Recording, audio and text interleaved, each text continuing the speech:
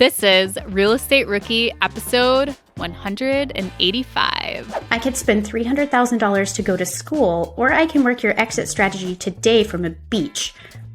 Let me decide, So I think it was then when I fully committed to, initially it was going to be some passive income to help while I was in dental school, but then it just became my exit strategy in general. So what I did was I took that exit strategy and just moved it to being my primary focus instead. My name is Ashley Kerr, and I'm here with my co-host, Tony Robinson. And welcome to the Real Estate Rookie podcast, where every week, twice a week, we give you the inspiration, information, and education you need to get started as a real estate investor. Ashley Kerr, what is going on? What's new? Well, I have two exciting things to share with you, as I'm sure you know from BiggerPockets. But before we get into that, it is snowing outside.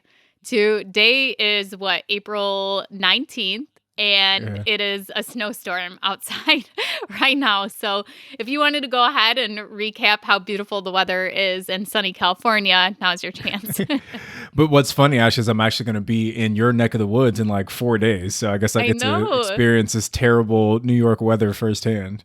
Yeah, and I actually found out my new car has made it to Buffalo, hasn't made it to the dealership yet, but I'm hoping that it makes it here in time to come visit you so I can road trip with it for a couple hours to come see you when you go to New York. Yeah. Yeah, that'd be perfect. And you can drive me around. Yeah, and then if not, I'll just have one of my personal chauffeurs that have been driving around for the last month take me. Take you where you need to go. Yeah. So there's two call outs I want to do real quick on BiggerPockets. Is first, the new podcast that has come out. It is called On the Market, is one of my great friends and my recent joint venture partner on a flip, James Daynard, as one of the hosts, Dave Myers, who we had on a couple episodes. So I highly recommend you guys go check it out. They also have a YouTube channel too, where they're posting the podcast episodes and also extra YouTube videos for you guys with what's going on in the economy, what's going on with the market. And I was just watching a video this morning about some of the top housing markets, what their picks were for housing markets across the country too. And then the second thing that I want to point out is a BiggerPockets Money episode I want you guys to listen to if you are looking to get lending from a loan officer and what it takes to get a pre-approval, or if you need help preparing to get pre-approved. You want to check out episode 303 of the BiggerPockets Money podcast. So they have a former mortgage lender that comes on and talks about how to check your credit score, how to build your credit. If you're not just quite hitting what you need for pre-approval, some tips and advice you can take away from this episode to actually get pre-approved for a loan. Yeah, so if you guys haven't yet, make sure you go check out both of those. Again, On the Market, great new podcast. I think when it launched, it was like number 3 on the podcast charts for business. So there was a lot of good response so far. So you're missing out if you haven't checked it out yet. Can I share just some good news, Ashley? Like I'm excited because this is something that I've been working on for a while. But we, I've talked in the podcast how we've been wanting to buy a resort, right? Like that was the space that I wanted to move into, was to pick up like a resort or a boutique motel or hotel. But we finally have one under contract. It's a 23 unit cabin resort in Big Bear Lake, California. And we're looking to close, I think, like at the end of June. But I'm super excited for this project to finally take hold. Tony, I am so happy for you. I know how hard you've been working on this deal, and I'm so excited to do a rookie reply to actually break down how you made this deal happen, because I know you went back and forth with the seller multiple times. So you guys watch out for that rookie reply that will come out probably July. We'll do it once you close on the property and work through the numbers. Yeah, but it'll be fun. It'll be my first time like syndicating a big deal like that. So there's some lessons to be learned there. We're going to be turning into a really cool like wedding space. So we'll have some wedding revenue in addition to the short-term rental stays. So just a really tremendous amount of upside with this project. So I'll be excited to share the journey with you guys. You know how many women are going to be pushing to get engaged now, Tony, just so they can get married at Tony Robinson's at Tony venue? Robinson's wedding. Yeah, maybe we'll see. Or maybe it'll be the other way. All the men watching want to get married because it's right. Yeah, they want to go and get a glimpse of Tony Robinson and maybe get some real estate advice. Yeah, advice on their wedding day. Okay, so today we actually have a BiggerPockets employee on the show. So this is so exciting to me. I've always been a BiggerPockets groupie, still am a diehard BiggerPockets fan, and I love all of the people at BiggerPockets that put everything in place, including this podcast episode. Tony and I show up here. We don't do any of the behind the scenes stuff. And so we're very fortunate to have a great team at BiggerPockets. And today we get to highlight and bring on the community manager at BiggerPockets and talk about her investing and what she's done so far. And the first thing that she points out is I failed the first time. It didn't go great. It didn't go how she expected, but she started over again and she took more time to research what failed last time and kind of learn what she needed to do to make it different. And she is succeeding. She also shares some really amazing tips on how to build relationships with both private money lenders and how she went about finding contractors in a new market. So if you're struggling with either of those two things, make sure you listen to the end of the episode. Alicia, welcome to the show. Thank you so much for joining us today. Can you start off with telling everyone a little bit about yourself and how you got started in real estate? Sure. So thank you so much for having me. I got started in real estate first by being an accidental landlord in about 2011. That didn't go so well, ended up selling the property. I came back and started doing it intentionally in late 2019. I started with a multifamily property in Detroit, which I know a lot of people are scared of, but I lived in Detroit previously, and started with that one and then expanded to Texas. And right now I've got 5 doors, 1 live-in flip that may be a failed live-in flip, and about 6 more under contract. Wow, so you're busy. You got a lot going on. Just a little bit. I'm also the community manager for BiggerPockets, so I get to interact with people every day. We have an insider here. Yeah. You have an insider today. Yeah. So, Alicia, for folks that maybe don't know what that means, just like quick rundown, like what is it that you do at BiggerPockets? What does it mean to be the community manager? So I joke that for those of you who like Dr. Seuss, I'm the Lorax of BiggerPockets. I speak for the people.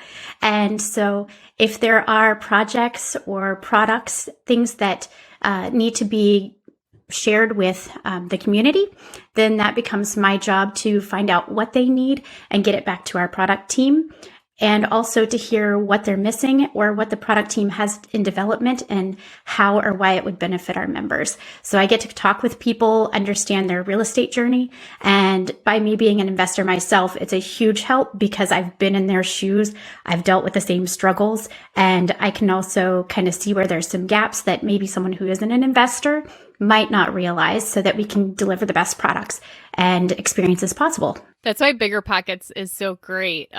It's not only the greatest software platform forums out there, but it's also very investor friendly. Like we preach all the time, find an investor friendly agent. Well, here we have Alicia, an investor friendly community relations person. So, Alicia, let's go back to the investing though.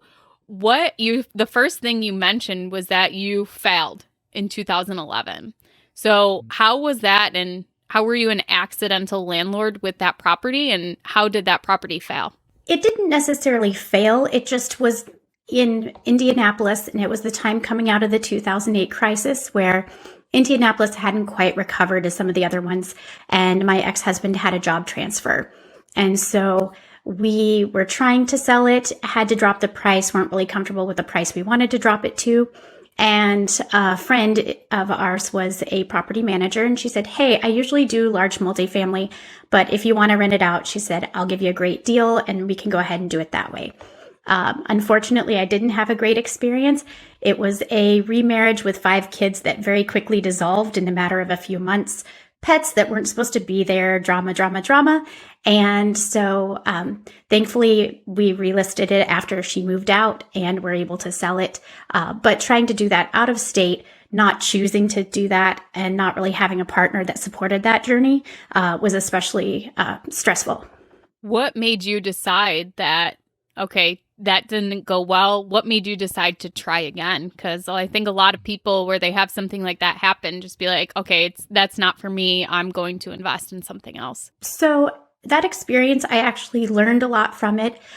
It was something that I see people around me that were having some success with. Like I said, I didn't have a partner that was supportive of that. And so when I no longer had that constraint, I started looking at ways to be able to leverage what I had, because my divorce left me with half of what I was expecting, or far less, but it didn't change my goals and it didn't change my outcome that I wanted for my future. And so I had to start looking at more creative solutions to be able to get to the point that I wanted to be without being able to have the large income. Alicia, can we just talk really quickly? You touched on it a little bit, but what are some of the lessons that you learned from that accidental landlording experience? Number one, if your heart isn't in it, you should probably just step away and decide to do something else. There are a lot better ways to just accept the loss and move on if it's going to be too stressful. I also learned that staying in communication with your property manager and having a property manager who is definitely solution focused and keeps you informed is a game changer, especially if you're doing long distance, because you don't know what's going on. I did have the advantage of still being friends with my neighbors, so they kind of fill me in. Hey, the police are at your house. Oh, yay. Things like that. But it was really important to make sure that we stayed in connection so that we knew the right steps to take. And I had to lean a lot on that property manager because I had no education. Whereas this time around, I had used BiggerPockets before gaining my first rental. Alicia, based on those lessons learned, and you said that you went to BiggerPockets to learn how to research it, do it better the next time around. What's some advice you can give to our rookie listeners about, looking for those solutions to certain problems you ran into? So I would say number one is you're always going to need more money than you think. I run across this when they're like, I have X number of dollars to get started, or I have this much for a down payment. I usually tell them, great. Did you consider closing costs? Did you know that right now it's really hard to find things in stock? My flip is going to cost more than I projected, even when I started a month and a half ago. So making sure that they understand they need a bigger cushion than they expect. They need to have multiple exit strategies ahead of even starting a project or deciding to get it under contract, because things don't always work out. So I think that's really important, especially if you're a newbie, you don't have a lot of money to make mistakes with. So not being afraid, but definitely taking those fears and creating solutions around it before you even start. I'd say also, getting a partner or someone that you can mentor with is huge, because they can help you kind of foresee some of those challenges. But overall, just making sure that you have your exit and you kind of reverse engineer to get to, how much should I offer? What should I have for my bid? What contractor should I look for? When is DIY I don't? All of those different things that can help you be successful. So you want to do it again, and you really get excited about that check at the end or the monthly income you have.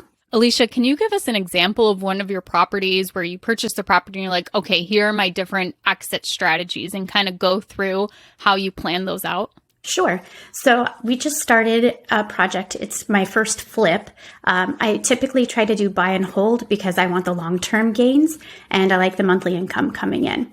But I need cash to be able to kind of move on to the next project.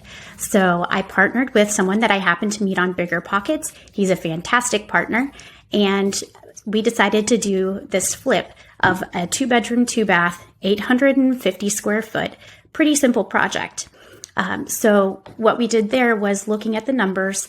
First, is there room to actually rehab it the way it should be? Because it's an older home and there's lots of things that can come up in those. And we needed to also look at what's our sale price? Does it make sense to step in? And if it can't sell, or if we choose not to sell, will it still cash flow as a rental in case something happens with the market? I know that my partner, this is his first foray into investing, and he was nervous about, the kind of climate that we're in. He's like, what if 2008 happens again?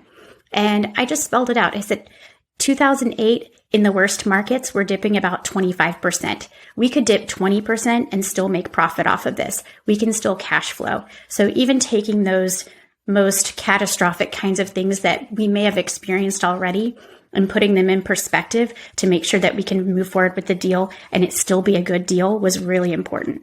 I love the way you break down all those exit strategies and kind of think in the worst case scenario. Ashley and I talk about that as a way to kind of beat the fears. If you can deal with the worst case scenario, then there's no reason not to move forward. Alicia, I want to talk a little bit because I'm really glad you brought this up. But you said that you found your partner through BiggerPockets. So if we can, let's go down that rabbit hole a little bit more. How did you find this person exactly, and how did you vet that the partnership would be a good one? That's a great question. So I started out in some conversations and noticed we were following certain threads on the forums. He happens to live locally, but also is from Indiana and in the same area. And we're both kind of looking at investing in both places as a long-term strategy. So we got to talking and I told him, please come out and check out what I'm working on right now. That way he could see, just kind of get a feel for if it was something that he wanted to do or not. And so he came out to a project that was completely gutted. And now he's seen that, we just finished it a few weeks ago and seen the transformation. And, we said, let's keep each other in mind if something comes up. I happened to find this property that was undervalued on the MLS that hit a nice sweet spot that honestly, we could lose everything and it wouldn't break us. So I messaged him and said, hey, are you interested in moving forward? Because this is a great property. We started working together and we decided to intentionally make it a flip. I joke that we are on a very strong third date. So we're deciding, should we move together and move forward, or should we just flip, sell, go our separate ways, and remain friends? So I think that's a great exit strategy for people who are just getting started, is to have a very clear end game, not something where you're tied to, we bought a package of 15 houses and now we are stuck for the next 5-10 years. So we have a chance to feel each other out. We also made sure that our strengths and our weaknesses were counterbalance of one another. You don't need a duplicate of yourself. You need someone who can step in and fill those places where you're not as strong, or to hold you accountable on those places to keep you moving. Alicia, so I know the next question from our rookie audience is going to be, how did you structure the partnership? Like, what are the roles and responsibilities? How are you guys splitting the equity, the profit? So walk us through that piece. So for our partnership, we decided to do a joint venture agreement rather than going through all of the expense and everything of opening up a separate LLC between us. We also were looking a lot at risk mitigation between us joining in a partnership. This is my first partnership to do, aside from having a private lender, which I've done previously.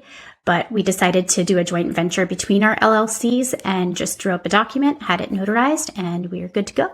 That's awesome. Now, in terms of how you guys are splitting duties and responsibilities, what does that look like? So I already have a crew working in the area. And so his contribution is, some of it is research of things I don't have time to research. He's working on finding a few of the subcontractors that we need to be able to get things done on time.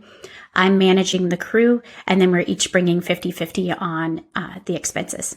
Alicia, one thing that myself included, Tony, I'm sure you do too, is finding contractors.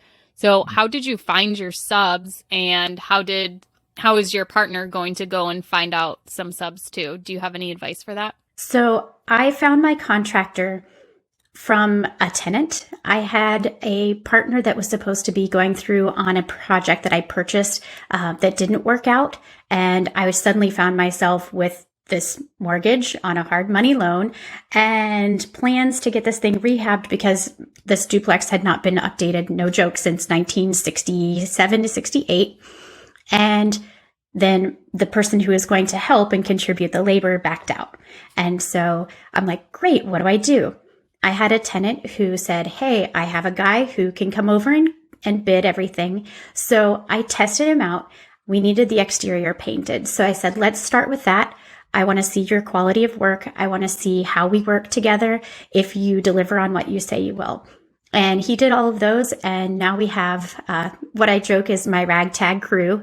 So we're rough around the edges, but we get the job done.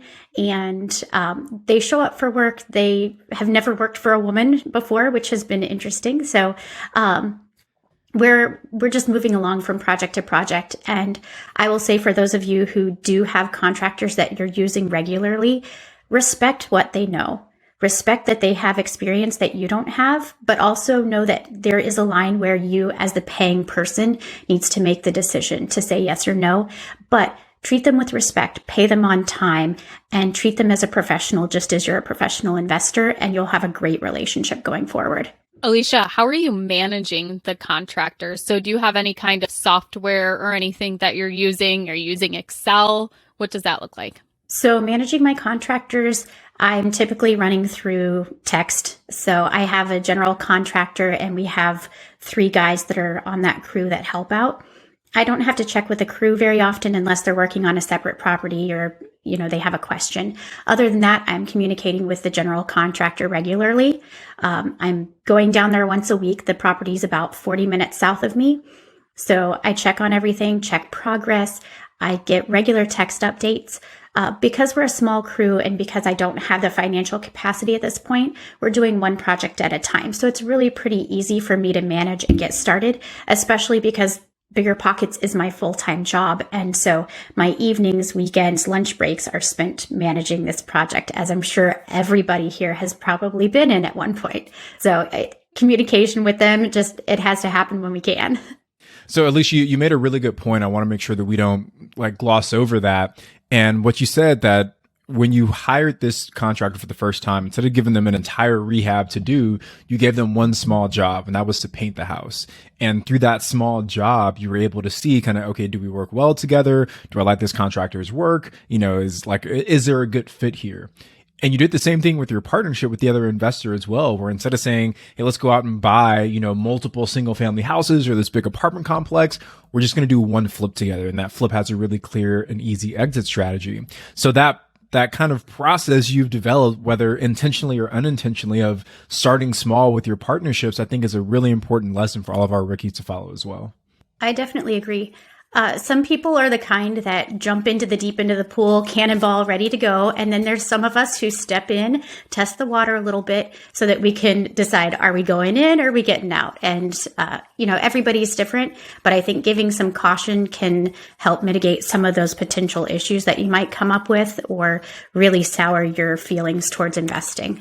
So, Alicia, we've talked a lot about the flipping, but I want to go back just a little bit because I think there's an important piece of your story that we're kind of missing here. So you had this initial start as the accidental landlord in 2011, and then you picked back up, you said, in 2019. So in those 8 years, right, that's a decent amount of time to wait. What was it that made you say, okay, I think I'm finally ready to go? And the reason I'm asking this question is because there are so many rookies that are listening that I think are on the fence about getting that first deal done, but for whatever reason that they're not pulling the trigger. So what was it in your mind? What was going on that made you say, okay, I'm finally ready to make this happen? So for me, going through a divorce or a major life change, there's a lot of stepping back, reanalyzing, reassessing what you want, what your goals are. And I took several years to just get my financial footing again. Initially, I was working in the dental space, and I was working with a lot of dentist entrepreneurs, and I thought maybe I want to go to dental school, and I started working towards that goal. But talking with all of these dentists, I learned a lot of them wanted to get out, and what was their exit strategy? And so many of them had real estate as an exit strategy, and they're like, I want to retire off my investments and things. So I'm thinking, I could spend $300,000 to go to school, or I can work your exit strategy today from a beach. Let me decide, So I think it was then when I fully committed to, initially it was going to be some passive income to help while I was in dental school, but then it just became my exit strategy in general. So what I did was I took that exit strategy and just moved it to being my primary focus instead. I think a lot of it was having to get up my self-confidence after having big life changes, and also making sure that I had good financial footing that I could go forward because I had kids at home that relied on me. Alicia, you bring up such a great point about that dentist or the ones you worked with, how they wanted to get out of being a dentist and were trying to find those other financial goals to get them there. And when I graduated college, I worked at a CPA firm. And I was going to be a CPA. That was what I went to school for. That's what I was working for. And the day that I quit, where I couldn't take it anymore, couldn't sit at a desk, I couldn't do the same things over and over again, just for different companies. I told the manager there that I was putting in my 2 weeks notice. And she said to me, I don't even make the money that I want to make here. you should be happy with the money you're making, because that was part of it. Was I expected to be making a lot more money than I actually was. And she said, this is just the way it is. I wish I was making more money too. You just don't here.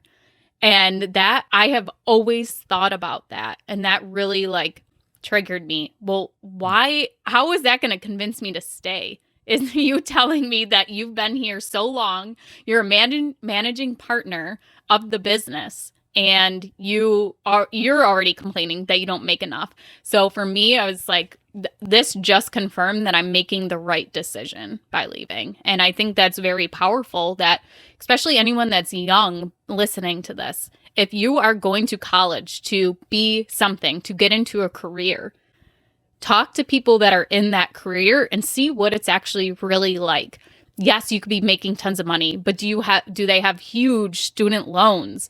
Are they having to dump a lot of stuff into their practice or their business? So I think it's really important to talk to these people that could be mentors to you, as to see what it's really like being in that field or that career position. I was going to say, too, for the rookies, there's a great BiggerPockets Money episode. I'm not sure on the number, but I'm sure we can put it in the show notes, about the value versus your major specific to schools for a college education. And that was huge, because as my kids are in high school now, they're looking for their careers and making decisions. Does that $60,000 a year school really get you ahead versus the $25,000 a year school? And is that career what you really want? How can you transition out of it? Because I started out as a performer and in acting and theater and things, and I'm not doing that today as much. But that doesn't mean that you can't take those experiences and move it into a different career path. But sometimes you get those golden handcuffs if you go for the money or the ultimate goal of the title, where you may not like it and you're stuck. And I think real estate investing is a great way to get unstuck. It just takes time and patience. Yeah, I think what I love most about real estate investing, this goes back to what you said, Ashley, like your boss, the one that you mentioned at the CPA firm, she was unhappy with the amount of money she was making. And it's because she wasn't in control of what that number was. Like that CPA firm got to dictate what her value was in the marketplace. And that's true for anyone that has a regular W-2 job. Your employer is going to dictate how much value they feel you bring. Even if you're in like a sales position, right? No salesperson is getting 100% of the commission. The company's going to take something. So there's always some level of the company dictating what value you bring. But when you become an entrepreneur and you go to business for yourself, you go to work for yourself, you get to prove to the marketplace how valuable you are.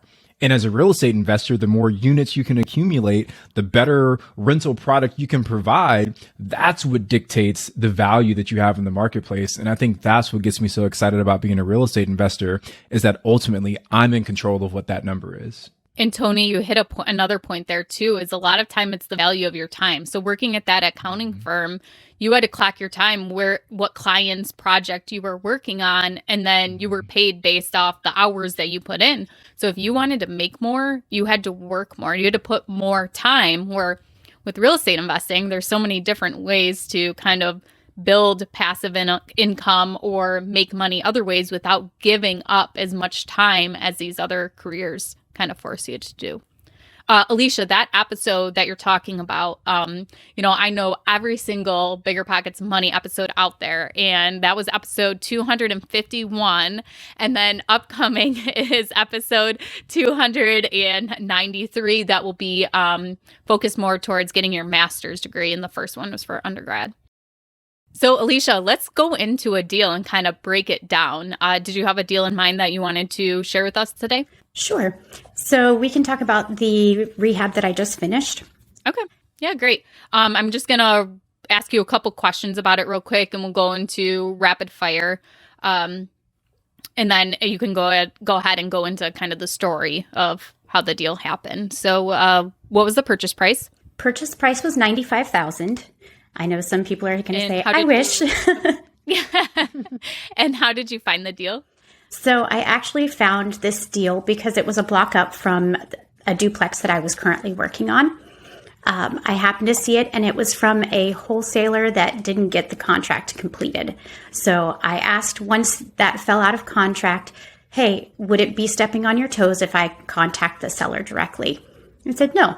So I walked down there and I put my card on the door, never heard anything, skip traced, wrote a nice little handwritten note, didn't hear anything, saw a guy mowing whenever I was down there checking on my other project, and flagged him down like the crazy woman that I could probably appear. And he said, oh, I'm cutting the yard, but here's the owner and here's his number. So I called the owner and finally got a hold of him and went to take a look at the property. Everything looked good. He had just done some HVAC. He was starting to work on it, but really was looking for a place to move his money. And so he wasn't sure about me. This is a pretty small town, so it works a lot by who you know. He said, I don't know you from Adam. I said, totally understand that. Let me have my contractor pop down here. We're working the next block up.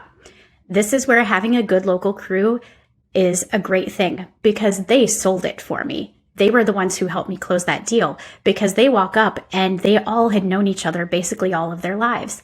And he said, hey, is she going to do what she said? Absolutely. And they said, how is it working for her? And I remember my contractor said, well, she's a great boss lady. And I took that with a lot of pride, but they helped close the deal. And now they're even helping me find leads because they want to keep working. They don't want to have to drive the 30 minutes to get into the next larger city to be able to keep working. And so they said, oh, well, so-and-so is getting ready to sell their house, or so-and-so just inherited a house, or they'll be driving around. Oh, this neighborhood has some overgrown hedges, things like that. So having a great, consistent team can even help you find deals. Okay, so the next one is, how did you fund this deal? So I found my private lender through going to a meetup. And meetups, networking, whether it's on BiggerPockets, whether it's in-person meetups, is so important to being able to build that team of people you can call on. And I happened to meet this woman at a hard money lender meetup, and she and I work well together. And so I found this and I took it to her. She ended up funding the deal for me, but she's also kind of mentored me through this project. So that's been kind of a double blessing. So Alicia, again, I know the question from the audience is going to be, how do I get myself one of these, right? Like everyone wants a private money lender. So walk us through how because obviously people go to meetups all the time, but how did you start building that relationship to the point where this private money lender knew you, liked you, and trusted you enough to actually give you the funds that you needed for the project? I would say absolutely first and foremost, be a person who's trustworthy. Say what you're going to do what you say. It's really pretty simple. And I also think that building genuine relationships with people is a huge difference. People can spot a fake. People can spot people who are trying to network for the wrong reasons. You have to understand that you are bringing them an opportunity just like they're going to bring you an opportunity, and being able to respect that and feeling like you can work together, that you have the same goal in mind, and making sure that expectations line up. And that's true with any team member that you have. Does your expectation line up with what their expectation is? And if not, you need to get on the same page or go separate ways. And I found that that's a huge difference in being able to make sure that we can continue to have a good working relationship, is because if I say I'm going to do something, I'm going to deliver, and that builds trust in her that she wants to invest with me again. Alicia, what were the rehab costs for this property? And did your private money lender pay for that too? Or did that come out of your own pocket? So my ARV was 185. Thanks to this great market, we're doing even better. That left me a max of 70% LTV for the deal. So I was able to get the rehab set in. One thing that I really liked with this lender, and this would be great for rookies to know, is a lot of the commercial hard money lenders will lump it all together in one big loan. And so that means that your closing costs are going to go very high because they're basically putting all of your rehab into escrow. And so you have to be able to front that money. Most people don't have it. This private lender was able to set it up as two separate loans. One is the purchase price and one is the price for the rehab portion. That meant that my overall closing costs were about $9,000 less than what they would have been had I used a commercial lender who was going to lump it all and escrow out the money that I basically already paid. So she gave a max of 70% LTV. That worked out to be about $30,000. I'm going to go about 38. So that section I have to do. Of course, now because the market is doing well, my ARV is closer to 200 to 215. So I'll be able to pull all of my cash out. I've been really fortunate that I make smart deals. I don't make a lot of deals. So I have had infinite returns on every single purchase I've made to date. Congratulations. And I like that last little line that you said. I don't make a ton of deals, but I make smart deals. And I think that's where a lot of people get caught up is I need to grow and scale. I need to buy, do all these deals. But you can be just as successful doing, a smaller amount of deals by just making smart deals and being picky and choosy and just spending your time. I have a friend, Leica, out of Seattle, where I think last year she did 4 flips and she made a crazy amount of money. And it was because she focuses on those and she puts time and effort and does the little details in each flip that she does, where a flipper who's doing, several a month doesn't have that time to put in the little touches and the details that she does. And they probably end up making about the same return. So I think that's really smart. And that's one way that rookies should look at doing deals too, is writing out your criteria and really going after great deals instead of worrying about getting all these deals that, probably add up to one nice big smart deal. So, Alicia, sounds like this deal overall worked out pretty well for you. So, kind of give us the final numbers. Like, where is this thing going to land? And sorry, the exit strategy. Are you flipping this? Is it going to be a rental? Let us know how you plan to kind of finish this thing off. So this is going to be a rental. I did a value add, which really helped. What people didn't realize on the wholesale deal was that there was another room connected to one of the bedrooms. It had been an old converted bathroom. And so I was able to give a new opening, close up that wall and turn it into a 3-bedroom, 1-bath to give me additional value. So I'm going to go ahead and rent that out. It'll rent for approximately $1,400 a month is our goal. And I'm planning to refinance it once my seasoning period is up, which should be around July. That's awesome. And then what do you plan your net profits to be on that $1,400? So that'll kind of depend with interest rates and everything coming up, but I'm hoping to cash flow about $250 a door or so. And that's with having a property manager in place. Originally, I was going to try to manage everything myself, but the property I just refinanced with, because I've been doing this for less than 2 years, they did make a requirement that I have a professional management company. And so because they're only a block apart, it makes a lot more sense for me to just pay it instead of saving the drive and the trouble. Okay, awesome. Well, congratulations, Alicia. I mean, everything from finding the deal, you hustled really hard on that one, to getting your private money set up. Like you're just proof that when you build the right network and you connect with the right people, your ability to succeed as a real estate investor really, really goes up. So kudos to you for knocking it out the park. So let's move on to our next segment, which is the rookie request line. And for all of you that are listening, if you guys would like to get your questions featured on the show, just give us a call at 888-5-ROOKIE. And if your question is good, we'll put it on the show. So Alicia, are you ready for today's question? I'll do my best. Hello, my name is Ken Holly. I live in Portsmouth, Virginia. And I recently sold one of my rental properties. And I made $66,000, and I immediately used that money to invest in another property. And at the time, I didn't know about like the 1031 forms and stuff you should fill out. So I was wondering how do y'all guys go about capital gains tax? I don't hear that mentioned too much, but I like how we go about dealing with the capital gains tax. I've had some of my landlord friends that just say whatever it is, they just pay it, And I said, that's fine too, but I just like to know, how do you kind of reduce the load? All right, thank you. So first, I'm sorry that you didn't kind of think about that exit strategy. Lesson learned, and I know that you'll go forward and know how to do those in the future. There are some great places on BiggerPockets that do 1031 exchanges that I would say for sure check there. We also have a lot of really great accountants and tax professionals in our forums that can answer questions like that. For me personally, I do sinking funds every month. So a portion of the rent that comes out goes towards my CapEx expenditures, my taxes, anything that could be overages. So in that case, I would say set some money aside. You don't want to necessarily leverage it because, especially putting it into the markets with some volatility and things, you don't want to possibly lose that or make a ton and then have an even bigger tax event happen for you.